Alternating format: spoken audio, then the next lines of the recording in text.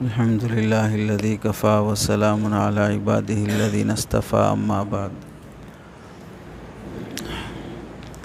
حکیم الامت حضرت اشرف علی تھانوی رحمۃ اللہ علیہ کی کتاب ہے تہذیب الاخلاق۔ سلوک میں چلنے والے سالکین کے اخلاق کیسے ہونے چاہیے، برے اخلاق کیا ہیں، اچھے اخلاق کیا ہیں، ان میں سے آج مختصراً ایک بدخلقی، بری عادت جو عام طور سے انسانوں میں پائی جاتی ہے، وہ ہے خواہشات نفسانی، کہ دل میں جو خیال آیا، جو خواہش پیدا ہوئی، اس پر عمل کر لینا۔ بد نگاہی کا خیال آیا، بد نگاہی کر لیے، بد زبانی کا خیال آیا، بد زبانی کر لیے، کنٹرول نہیں کر سکے اپنے آپ پر، یہ خواہشات نفسانی میں داخل ہے۔ قرآن مجید میں اللہ تعالیٰ فرماتے ہیں وَلَا تَتَّبِعِ الْهَوَىٰ فَيُضِلَّكَ عَنْ سَبِيلِ اللَّهِ، خواہشات نفسانی کی اتباع نہ کرو، یہ تم کو اللہ کے راستے سے گمراہ کر دیں گی۔ قرآن مجید میں ہمارے نبی محمد صلی اللہ علیہ وسلم کو حکم دیا جا رہا ہے، اور آپ کے واسطے سے امت کو حکم ہے فَاتَّبِعْهَا وَلَا تَتَّبِعْ أَهْوَاءَ الَّذِينَ لَا يَعْلَمُونَ، شریعت کی اتباع کریں، جاہلوں کی خواہشات کی اتباع نہ کریں۔ شریعت کے مقابلے میں جو بھی حکم یا جو بھی کام ہوگا وہ خواہشات نفسانی میں داخل ہے اور جاہلوں کی حرکت ہے۔ اس آیت میں اللہ نے فَاتَّبِعْهَا کے مقابلے میں وَلَا تَتَّبِعْ أَهْوَاءَ الَّذِينَ لَا يَعْلَمُونَ لا کر یہ بتایا کہ شریعت پر چلنے والے اصل میں وہ لوگ اہل علم ہوتے ہیں، شریعت کے خلاف چلنے والے دراصل وہ جاہل ہوتے ہیں۔ احواء الذین لا یعلمون، لا یعلمون یعنی جاہلوں کی خواہشات کے پیچھے نہ چلیں۔ تیسری آیت میں فرمایا وَأَمَّا مَنْ خَافَ مَقَامَ رَبِّهِ وَنَهَى النَّفْسَ عَنِ الْهَوَىٰ فَإِنَّ الْجَنَّةَ هِيَ الْمَأْوَىٰ، جس نے اپنے رب کے سامنے کھڑے ہونے سے ڈرا اور نفس کو خواہشات سے روکا تو جنت اس کا ٹھکانہ ہے۔ حدیث میں ہے وَأَمَّا الْمُهْلِكَاتُ فَهُوَ مُتَّبَعٌ، انسان کو ہلاک کرنے والی چیزیں وہ خواہشات ہیں جس کے پیچھے وہ دوڑتا ہے۔ جس خواہش کے پیچھے انسان بھاگے گا وہ خواہش اسے ہلاک کر دے گی، برباد کر دے گی۔ ہم دیکھیں انسان کو دولت کی خواہش ہوتی ہے، عورت کی خواہش ہوتی ہے، شہرت کی خواہش ہوتی ہے، عہدے کی خواہش ہوتی ہے۔ جس خواہش کے پیچھے انسان بھاگے گا وہ خواہش اسے برباد کر دے گی۔ چنانچہ نوجوان لڑکے لڑکیوں کے پیچھے بھاگتے ہیں، زندگی برباد کر لیتے ہیں، تعلیم صحیح نہیں ہوتی، کمائی ڈھنگ کی نہیں ہوتی، ماں باپ کے فرما بردار نہیں بن پاتے، خاندان کا سہارا نہیں بن پاتے۔ جو لوگ عہدے کے پیچھے بھاگتے ہیں وہ لوگ اپنا مال دولت سب لٹا دیتے ہیں، سیاست کے پیچھے بھاگتے ہیں، عزتیں لٹا دیتے ہیں۔ تو جو بھی جس خواہش کے پیچھے بھاگے گا وہ خواہش اسے ہلاک کر دے گی۔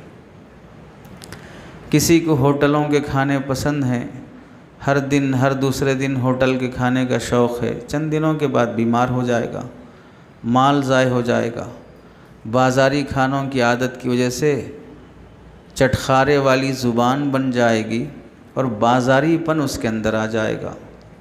جس کو فلموں کی عادت ہے، ہر دن کوئی نہ کوئی فلم دیکھ کر ہی سوئے گا، رات کی نیند برباد ہوگی، آنکھیں برباد ہوں گی، گناہ لازم آئے گا، اور صبح کی فجر قضا ہو جائے گی، صحت بھی برباد ہوگی، آخرت بھی برباد ہوگی۔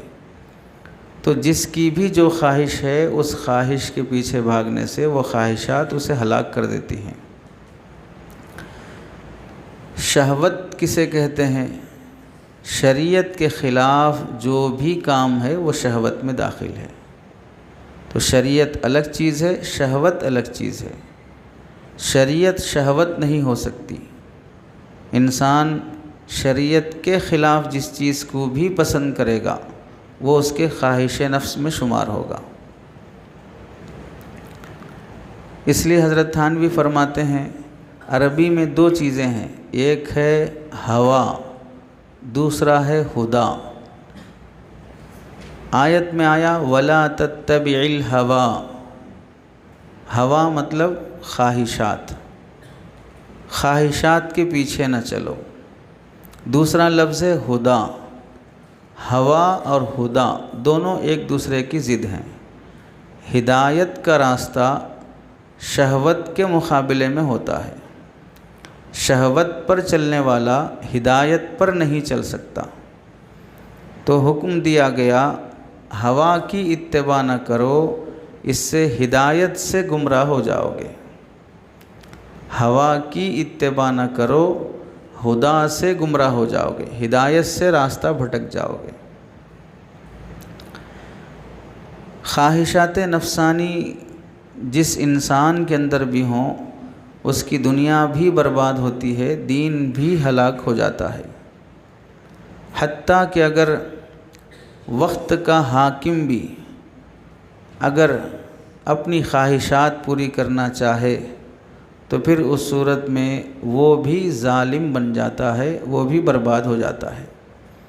بادشاہ وقت کی خواہش ہے شراب پینا، زنا کرنا، ظلم کرنا، زمینیں ہڑپنا، تو چند دنوں کے بعد وہ بھی برباد ہو جائے گا۔ تو جب حاکم وقت بھی خواہشات کی پیروی کرے گا تو ہلاک ہو جائے گا۔ عام آدمی اگر خواہشات کی پیروی کرے گا تو وہ کیسے سلامت رہے گا؟ ملک میں اگر ہر انسان کو اس کی خواہش کے مطابق چلنے کی آزادی دے دی جائے تو ملک برباد ہو جائے گا۔ چنانچہ اگر دیکھیں ہر انسان کو یہ کہیں کہ بھئی تم کو جو پسند آئے وہ لے لو، تو اب کسی کی بلڈنگ پسند آ گئی، کسی کی گاڑی پسند آ گئی، تو کس کی چیز محفوظ رہے گی بتائیے؟ کسی کی بیوی پسند آ گئی۔ یہی جملہ سوچ رہے تھے آپ کے مولانا طیب صاحب، تو ہم نے بول دیا ہو۔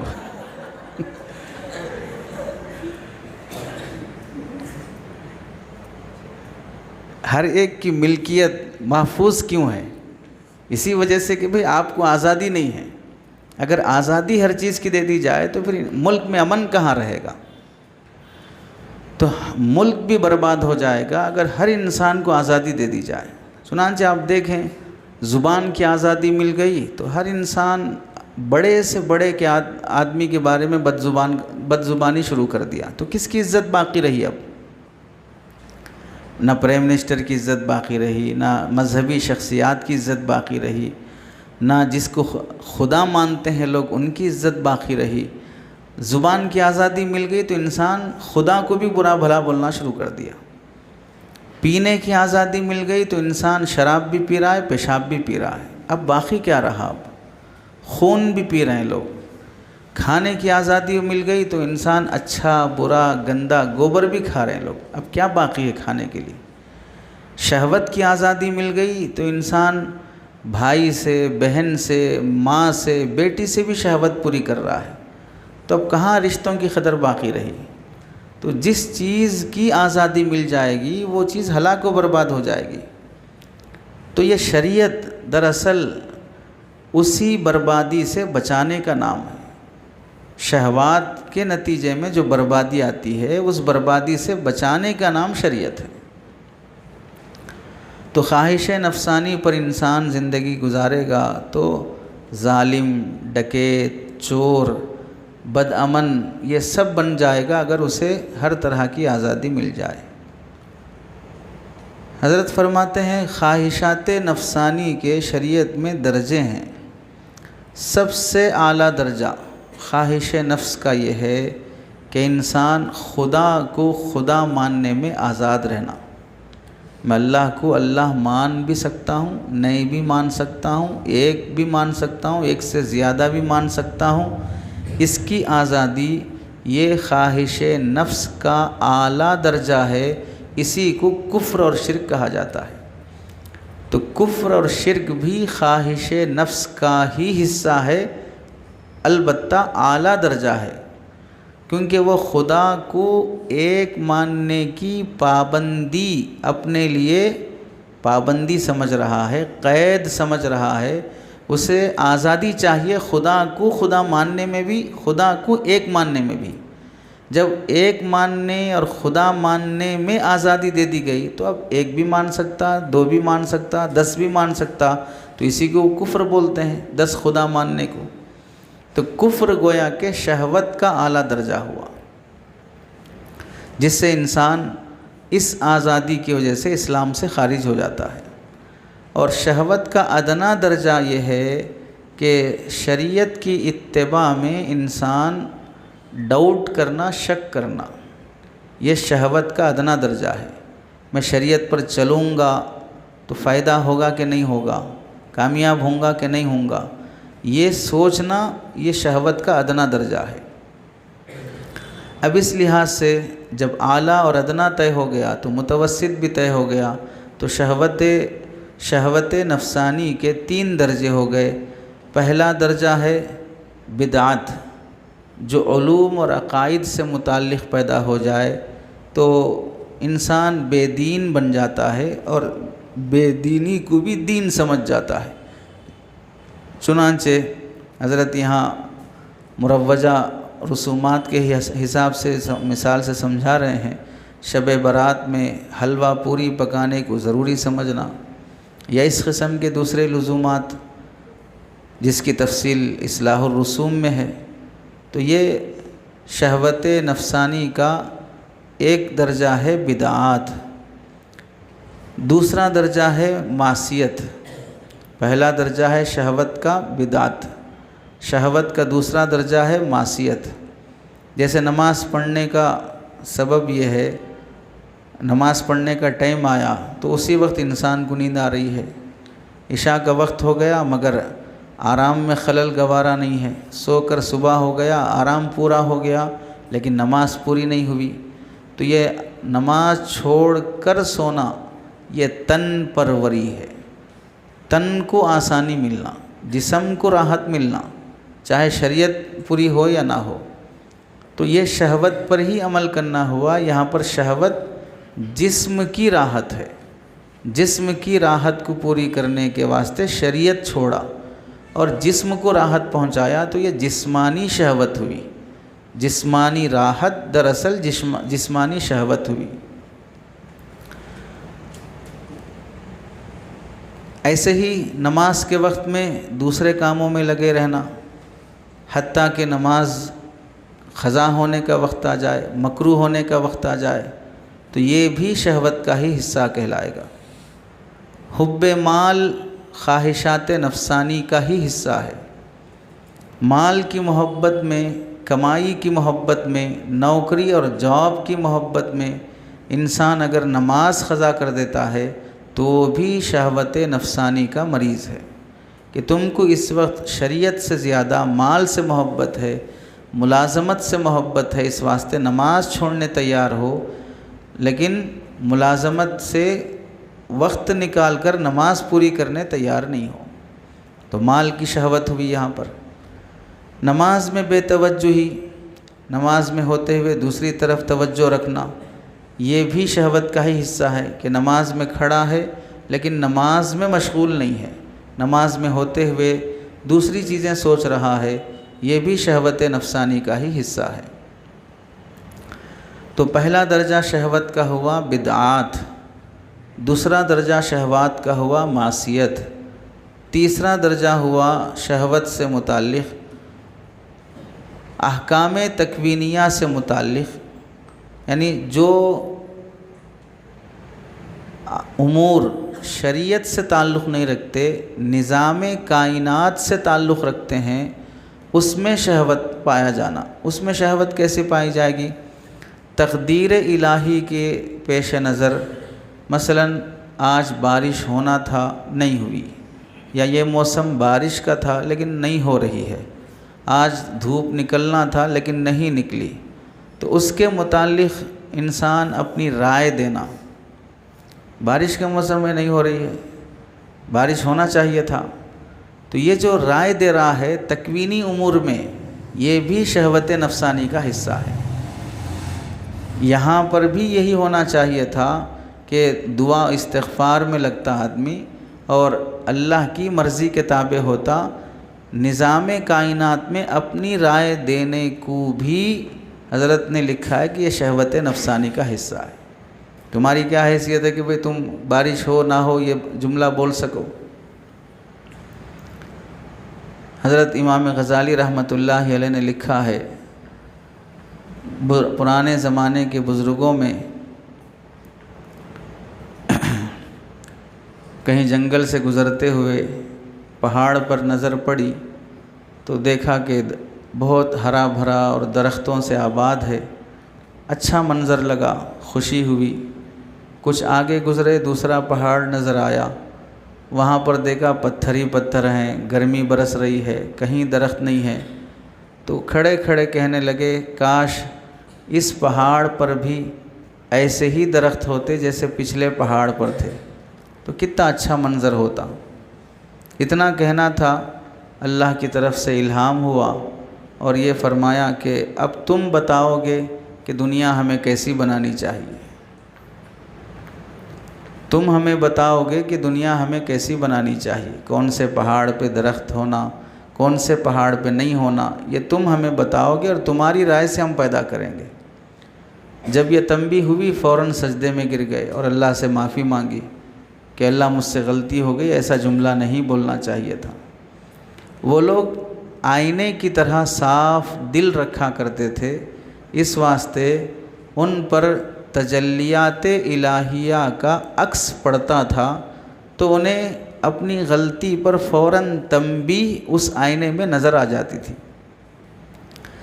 ہم چونکہ ویسے صاف آئینے نہیں رکھتے ہیں، اس لیے ہماری غلطیوں کی وجہ سے تجلیات الہی کا عکس پڑتا بھی نہیں ہے اور ہم کو سمجھ میں بھی نہیں آتا کہ ہماری زبان سے کیا جملے نکل رہے ہیں، ہم کیا بول رہے ہیں، جس کی وجہ سے اللہ کی نظر سے گرا دیے جاتے ہیں، دھتکار دیے جاتے ہیں۔ ہماری زبان، ہماری آواز وہاں پر مکروہ شمار ہو جاتی ہے، ناپسند شمار ہو جاتی ہے۔ وہ لوگ وہ مقام بنا چکے تھے، اس واسطے وہ بندے محفوظ شمار ہوتے ہیں۔ محفوظ وہ بندہ شمار ہوتا ہے جس کی غلطی سے حفاظت کر لی جائے، گناہ سے بچا لیا جائے، یا گناہ ہو جائے تو فوراً اسے بتا دیا جائے تاکہ وہ آئندہ غلطی اور گناہ کرنے سے بچے۔ تو ویسے محفوظ بندے بننے کے واسطے قلب کو ویسا پاکیزہ رکھنا پڑتا ہے اور خالص رکھنا پڑتا ہے۔ ہمارے پیر و مرشد حضرت پیر ذوالفقار صاحب نقشبندی نور اللہ مرقدہ ایک مثال سے بہت فقہی جزئیے سے قریب کر کے سمجھاتے ہیں۔ آپ نے فقہ میں پڑھا ہوگا کہ جس کمرے میں نماز پڑھی جائے اس کمرے میں اگر قبلے کی جانب تصویر لٹکی ہوئی ہو تو وہ نماز مکروہ ہو جاتی ہے، مکروہ تحریمی ہو جاتی ہے۔ وہاں رحمت کے فرشتے نہیں آتے، فرشتے اللہ کی مخلوق ہیں، ان کو رحمت کے فرشتے بھی اللہ ہی نے بنایا ہے، جیسے اس نے عذاب کے فرشتے بنائے ہیں ویسے رحمت کے بھی فرشتے بنائے۔ لیکن ایسے کمرے میں پڑھ رہے ہو جس کمرے میں تصویر لٹکی ہوئی ہے قبلے کی طرف، تو وہ اللہ اپنے رحمت کے فرشتوں کو بھیجنے تیار نہیں ہے، اور جو نماز تم اس کے لیے پڑھ رہے ہو وہ نماز قبول کرنے بھی تیار نہیں ہے۔ تو پھر یہ سمجھو ایسے ہی جس دل میں تم اللہ کو بلانا چاہ رہے ہو وہاں بھی اگر غیر اللہ کی تصویریں لٹکی ہوئی ہیں تو اللہ وہاں نہیں آئیں گے۔ جیسے جس کمرے میں تصویر لٹکی ہے تو وہاں فرشتے نہیں آتے، جس دل میں غیر اللہ کی تصویر لٹکی ہوئی ہے وہاں پر اللہ نہیں آتے۔ نماز قبول ہونے کے لیے قبلے کی دیوار تصویر سے پاک ہونا ضروری ہے، ایسے ہی اللہ کا مقبول بننے کے لیے دل کی دیواروں کو غیر اللہ کی تصویر سے پاک رکھنا ضروری ہے۔ وہاں نماز قبول نہیں ہوگی، یہاں پر بندہ قبول نہیں ہوگا، نمازی قبول نہیں ہوگا، تو وہاں پر نماز کی قبولیت موقوف ہے شرعی مسئلے پر عمل کرنے پر، یہاں پر ولایت موقوف ہے بندے کے دل کو غیر اللہ کی تصویروں سے پاک رکھنے پر۔ اب کالج کی لڑکیوں کی تصویریں، یوٹیوب کے فلموں اور سیریلوں کی ویڈیوز، آنکھیں بند کر کے نماز میں کھڑا ہے، سجدے میں ہے، پھر بھی غیر محرموں کی تصویریں سامنے آ جاتی ہیں، تو پھر کہاں سے اس بندے کو اللہ نظر آئیں گے یا اللہ کی محبت اور رحمت نظر آئے گی؟ جو اتنے غیرت مند ہیں کہ جس کمرے میں تصویر ہو وہاں پر اپنے نوکر اور غلام کو بھیجنے تیار نہیں ہے، فرشتے تو اللہ کے نوکر اور غلام ہیں، ان کو اس کمرے میں بھیجنے تیار نہیں ہے جس کمرے میں تصویر لٹکی ہو، تو وہ خود اتنی بڑی ذات ہوتے ہوئے اس دل میں کیسے آ جائیں گے جس دل میں غیر اللہ کی تصویریں لٹکی ہوئی ہوں، جس دل میں لڑکیوں کی تصویریں لٹکی ہوئی ہوں، جس دل میں نامحرموں کی تصویریں لٹکی ہوئی ہوں، تو کہاں سے ولایت اور محبت نصیب ہوگی؟ تو تکوینی امور میں اللہ کی تکوینی نظام میں رائے دہی کرنا یہ بھی شہوت سے تعلق رکھتا ہے، کیونکہ ہمارے قبضے میں کوئی بات نہیں ہے، سب کچھ عالم الغیب والشہادہ وہی ذات ہے۔ پھر گویا یہ کہنا کہ ایسا ہونا چاہیے تھا، بارش ہونا چاہیے تھا، سردی ہونا چاہیے تھا، گرمی ہونا چاہیے تھا، گویا کہ اللہ کو رائے دینا ہے، اللہ کو رائے دینا ہے۔ حضرت فرماتے ہیں اللہ اکبر، یہ کیسی بے ادبی اور گستاخی ہے جو خواہش نفس کے سبب ہے، اور ہر ہوا کی خاصیت یہ ہے کہ راہ مستقیم سے ہٹا دیتی ہے، ہر خواہش انسان کو سیدھے راستے سے ہٹا دیتی ہے۔ تو تکوینی امور میں رائے دینا بھی خواہش نفس میں داخل ہے۔ انسان کی زندگی میں خواہش نفس کہاں کہاں پر پایا جاتا ہے، اس کی چند مثالیں دیتے ہیں۔ میراث تقسیم کرتے وقت انسان خواہش نفس میں گر جاتا ہے، چنانچہ وہ تقسیم میراث میں جس کا جو حصہ ہے وہ حصہ شریعت کے مطابق تقسیم کرنے تیار نہیں ہوتا، مال کی شہوت کی وجہ سے۔ یہ خواہش نفس ہے، نفس یہاں پر مال کی محبت کی وجہ سے شریعت پر عمل کرنے نہیں دیتا ہے، مفتی صاحب سے مسئلہ پوچھنے نہیں دیتا ہے۔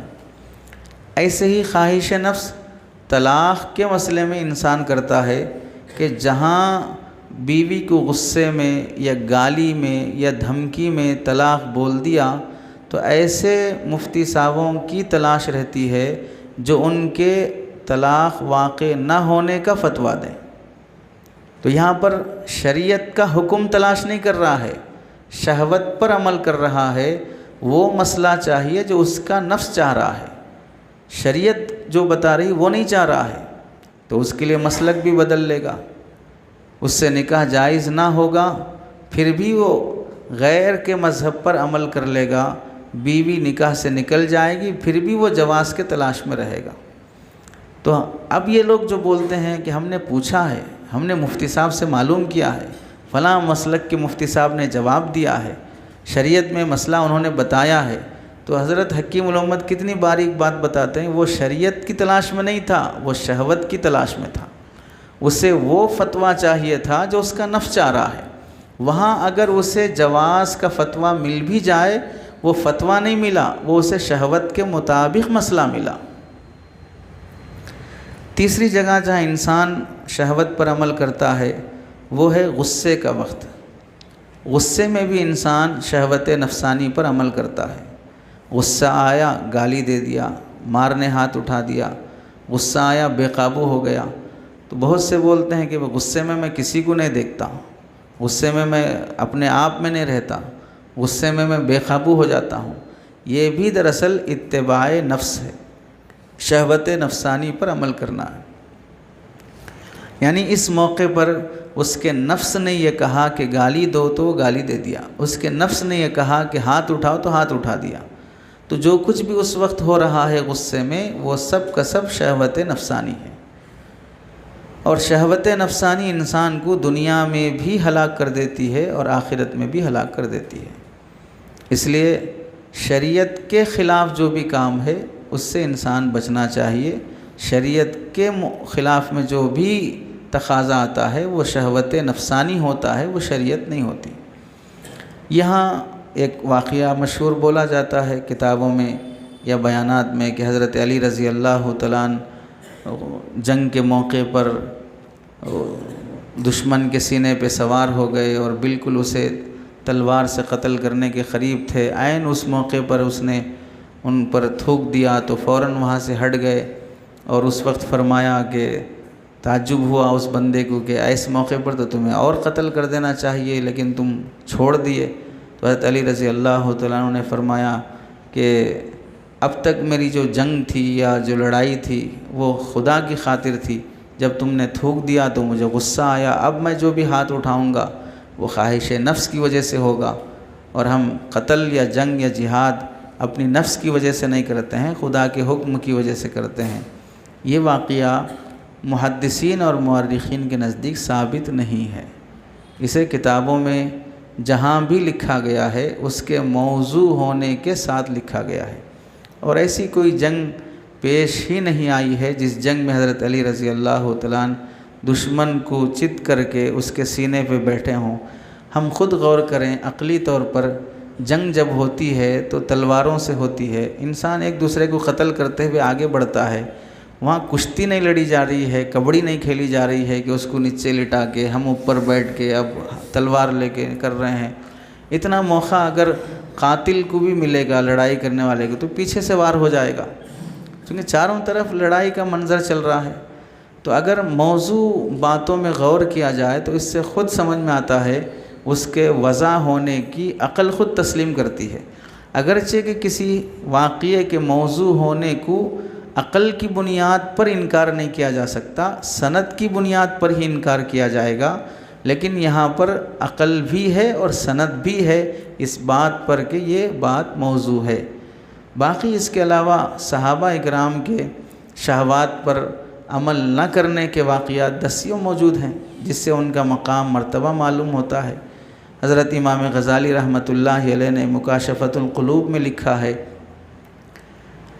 حضرت بایزید بستامی رحمۃ اللہ علیہ جو فاقے کی زندگی گزار رہے تھے، اتنے میں ایک دکان پر نظر پڑی، انجیر بک رہا تھا، تو خریدنے کے لیے گئے، جیب میں پیسہ نہیں تھا، تو خیال کیا کہ بھئی اس زمانے میں دینار درہم جیسے بیچے خریدے جاتے تھے ویسے چمڑے کا بھی کرنسی ہوتی تھی، چمڑا دے کر بھی انسان چیزیں خریدتا تھا۔ تو ان کے پیروں میں جو چپل تھے وہ چمڑے کے تھے، تو انہوں نے کہا کہ بھئی میرے جوتے رکھ لو اور اس کے بدلے تم مجھے 2-4 انجیر دے دو۔ تو دکاندار پہچانتا نہیں تھا، تو اس نے کہا کہ یہ تو ایک انجیر کی بھی حیثیت نہیں رکھتے، میں 2-4 انجیر کیا دوں، اور انکار کر دیا۔ تو جوتے چپل لے کے جانے لگے، بازو دکاندار والا پہچان لیا اور کہا کہ اتنے بڑے بزرگ ہیں جنہوں نے بادشاہت چھوڑ کر ولایت کے راستے کو اختیار کیا ہے، لوگ ان سے ملنے کو ترستے ہیں، اور یہ تمہارے دکان پر آئے اور تمہیں اپنے جوتے دے رہے ہیں، یہ کتنی بڑی سعادت کی بات تھی، تم ان کو انکار کر دیے، کتنی بڑی محرومی کی بات ہے تمہارے لیے۔ اس کو احساس دلایا، اتنی بڑی شخصیت کے ساتھ تم نے گستاخی کی۔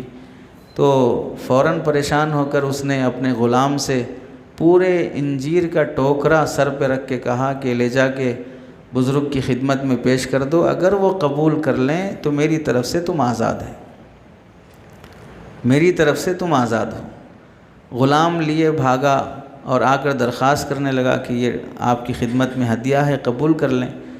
تو انہوں نے فرمایا کہ اب مجھے نہیں چاہیے، جس وقت میں خرید رہا تھا اس وقت مجھے چاہیے تھا، اب مجھے نہیں چاہیے۔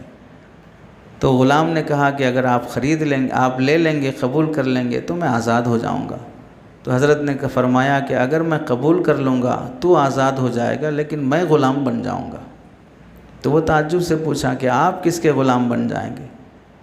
تو انہوں نے پوچھا تم کس سے آزاد ہو جاؤ گے؟ میں اپنے آقا کی غلامی سے آزاد ہو جاؤں گا۔ حضرت نے فرمایا میں اپنے نفس کا غلام بن جاؤں گا، میں اپنے نفس کا غلام بن جاؤں گا۔ پھر سمجھایا کہ جس وقت میں جوتے دے کر یہ مانگ رہا تھا اس وقت وہ مجھے پہچانتا نہیں تھا، اب اس نے مجھے پہچان لیا۔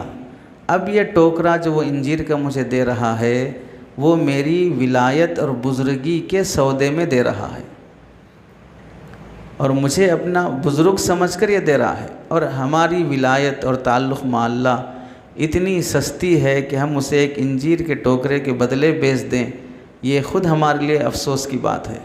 پھر اس کے بعد حضرت امام غزالی نے نقل کیا، امام حضرت بایزید نے قسم کھائی واللہ لا آکل التین الی یوم الدین، اب قیامت تک انجیر نہیں کھاؤں گا، اب موت تک انجیر نہیں کھاؤں گا۔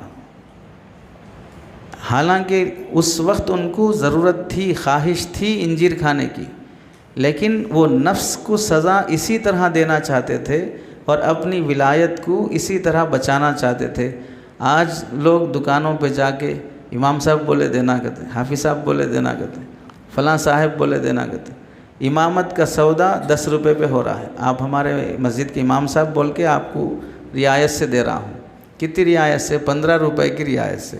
15 روپے کی رعایت امام صاحب کی امامت پر ہو رہی ہے، تو مطلب کیا ہوا؟ امام کی امامت 15 روپے کی ہوئی اس کے نزدیک۔ وہ 15 روپے کی رعایت قبول کیے بغیر پوری قیمت دے کے آتا تو آدمی کی عزت اور بڑھ جاتی۔ لوگ داڑھی کرتے والے کو دیکھ کر کتراتے بعض مرتبہ اس وجہ سے بھی ہیں کہ یہ پوری قیمت نہیں دیتے، یہ رعایت مانگتے ہیں۔ اس واسطے جب کبھی بھی اس حلیے کی رعایت میں دنیا مل رہی ہو تو ہرگز قبول نہیں کرنا چاہیے، اس حلیے کی رعایت میں دنیا مل رہی ہو تو ہرگز قبول نہیں کرنا چاہیے۔ یہ حلیہ اتنا سستا نہیں ہے کہ اس کی رعایت میں 10-15 روپے، 100-50 روپے، اس کا مطلب یہ نہیں ہے کہ اگر 1000-2000 کی رعایت، 1,00,000-2 لاکھ کی رعایت کی جائے تو قبول کر لی جائے، 1,00,000-2 لاکھ نہیں، کروڑ 2 کروڑ کی بھی رعایت کر لی جائے تو بھی قبول نہیں کرنا چاہیے۔ آدمی کو اپنے عزت نفس کے ساتھ ہی جینے کی کوشش کرنا چاہیے۔ اللہ سے دعا ہے کہ عمل کی توفیق نصیب فرمائے۔